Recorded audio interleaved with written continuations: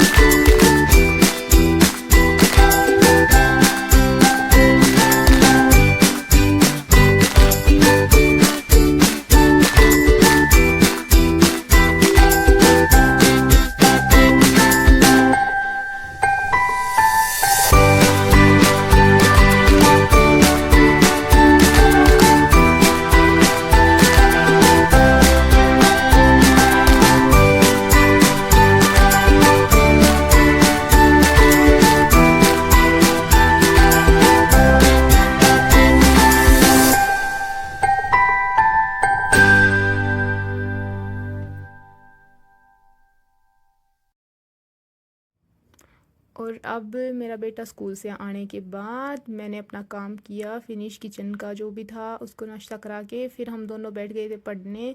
वो पढ़ के खेलने चला गया, मैं अपना कंटिन्यू कर रही थी। और मेरे टारगेट अब शाम हो गई थी और मैंने देखा कि मेरे कौन कौन से टारगेट हैं वो पूरे हो गए हैं और कौन से टारगेट मेरे पेंडिंग है। फिर थोड़ी देर मैंने रिवीजन किया। 7 बजे का टाइम हो गया था। अब मेरे को इवनिंग के काम फटाफट से जो भी रात के काम थे वो करने थे। और मैं आ गई थी दोबारा से किचन में। मैंने अपने काम करने शुरू किए फटाफट से ताकि वो खेल के आ जाए, उससे पहले मैं जल्दी जल्दी अपने काम फिनिश कर दूँ। मैं कोशिश करती हूँ जल्दी से जल्दी अपना काम फिनिश करूँ ताकि मैं दोबारा से अपने जो पढ़ाई है उसको कंटिन्यू कर पाऊँ। मेरा बेटा आ जाता तो मैं उसको पढ़ने के लिए बिठा देती हूँ। और फिर मैं अपना काम करके 9 साढ़े 9 बजे के आसपास फ्री हो गई थी और मैं दोबारा से अपना पढ़ाई करने बैठ गई थी। पहले मैंने छोटे मोटे टेस्ट लगाए और बस मैंने अपना कंटिन्यू जारी रखा फिर।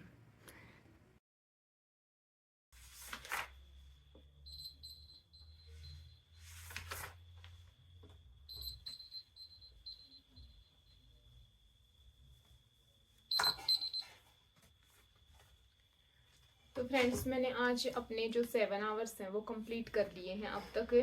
और मेरे ऑलमोस्ट जो टारगेट हैं वो भी कंप्लीट होने वाले हैं। मैंने grammar, vocab, Hindi, GS subject जो मेरा एलिजाबेथन एज आज मैंने किया था, और मैंने उसके साथ साथ अपने 3-4 टेस्ट भी लगाए जिसमें कई में मेरी अच्छी रैंकिंग आई और नंबर भी अच्छे आए। चलो आपसे एक क्वेश्चन पूछ लेती हूँ जो टेस्ट में मेरे आया था। डिसबिलीफ ऑफ सस्पेंशन जो कॉलरेज का है, वो उसने कॉलरेज ने, एसटी कॉलरेज ने अपने कौन सी बुक में दिया था? डिसबिलीफ ऑफ सस्पेंशन बायोग्राफी या लिटरेरिया की कौन सी बुक के अंदर जो एसटी कॉलरेज है उन्होंने अपना जो ये कंसेप्ट है वो दिया था? और फैंसी और इमेजिनेशन में एसटी कॉलरेज ने क्या अंतर बताया है? और एलिजाबेथन से पूछ लेती हूँ एक क्वेश्चन की यूनिवर्सिटी जो वीट्स हैं, कितने यूनिवर्सिटी वीट्स थे? ठीक है, मैथ की आज मैंने एक तो मेंसुरेशन की क्लास की थी और उसके साथ मैंने 20 क्वेश्चन प्रैक्टिस किए थे, जिसमें से मेरे 12 क्वेश्चन के आसपास ठीक थे। करंट का रिवीजन किया था। अभी मैं इस आवर में मेरा जो एनसीईआरटी का है एक चैप्टर, उसकी वीडियो देखनी है मेरे को, और एक मैं साइकोलॉजी की क्लास करूंगी। और मेरा जो आज DSSS के जो PYQs लगाती हूँ वो तो आज मैं नहीं लगा पाई हूँ, वो मेरा आज पेंडिंग रह गया है। और इस आवर में मेरे जो साइकोलॉजी की क्लास है वो करूँगी मैं, और मेरी रीजनिंग की क्लास भी करनी है मेरे को।